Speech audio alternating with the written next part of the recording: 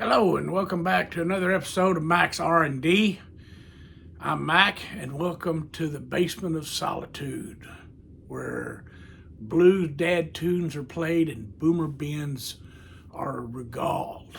So we're going to continue on with our budget guitars, and today what I'd like to show you is a Squier. Now, this is an 05 Squier Stratocaster standard, built in Indonesia. This was my number one guitar when I was playing in my little blues trio, and I played it for years before I got that one right there, and that became my number one. We'll get to that one later on, but this was my number one for many years. And after I changed out to that one, this became my modding platform, and because I enjoy modding guitars to where, especially budget guitars, to where I want them the way I like them. And as part of there's a lot of people out there that I've watched on YouTube that also enjoy modding their guitars, because the thing about it is sometimes it just feels better when you put the work into it and mod it the way you want to. This is, like I said, is an 05. It has the large headstock. It still has, I hadn't modded the tuner, still has the standard tuners.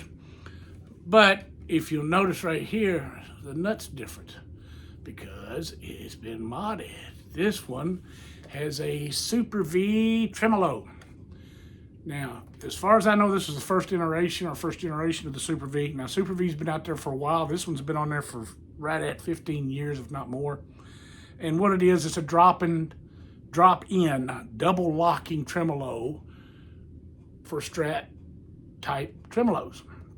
And all you have to do, the most work you have to do is gently remove the nut, the original nut up here, clean out the nut slot, and this is mounted in here. Now, what makes this different than other locking tremolo systems is instead of tightening down from the top, it tightens from the sides.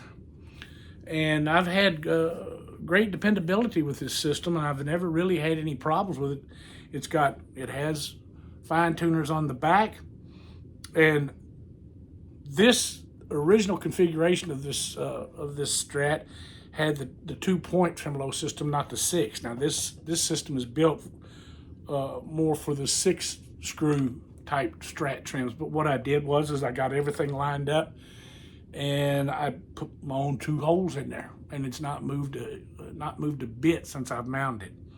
Now, the original configuration for this instrument was 3 single coils, which I took out.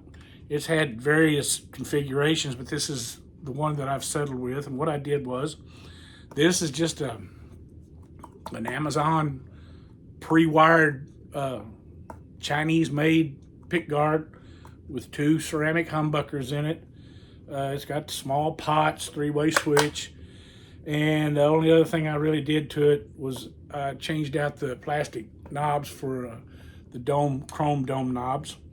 Another altercation is I took off the original strap buttons, and I put the DiMarzio locking system on it, which I found really dependable, especially when I was gigging. And I added this little pick holder here because I didn't have, at the time, I didn't have any of those little holders that went on the microphone stand. So I added this, and I found this really dependable.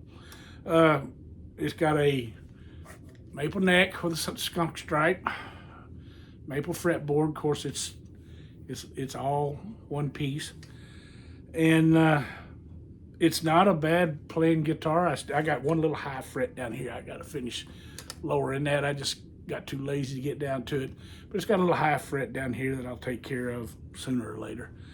But overall, I mean, it's a good instrument. Back to the Super V. The way the Super V works is, instead of pivoting on screws or studs, what it is right here between the mounting plate and the actual tremolo itself, there's a piece of strong spring steel in there.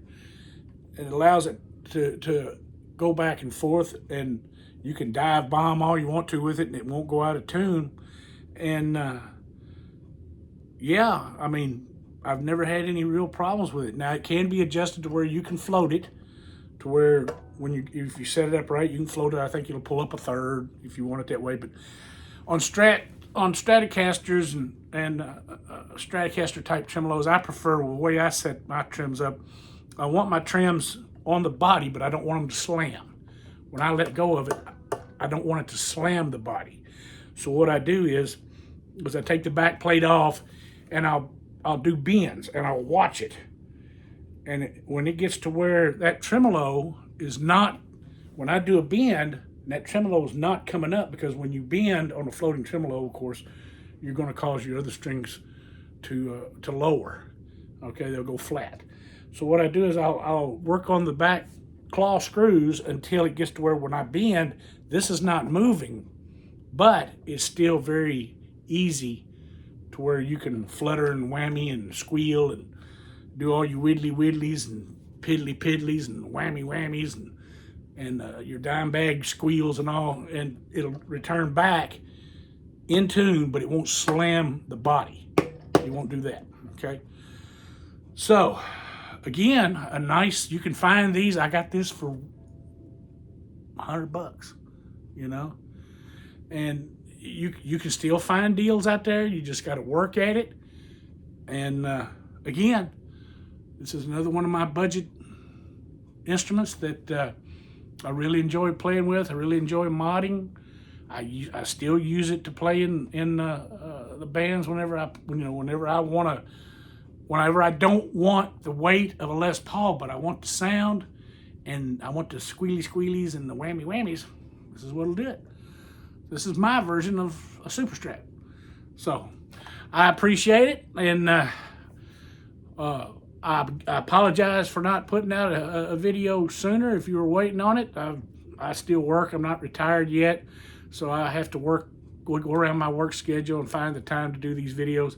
And I hope it's helping you and gives you, it's just an opinion. It's my opinion, and we'll talk about this other stuff later, and we'll get to them, So have a good day.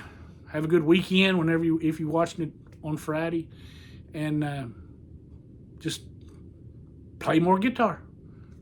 Talk to you later.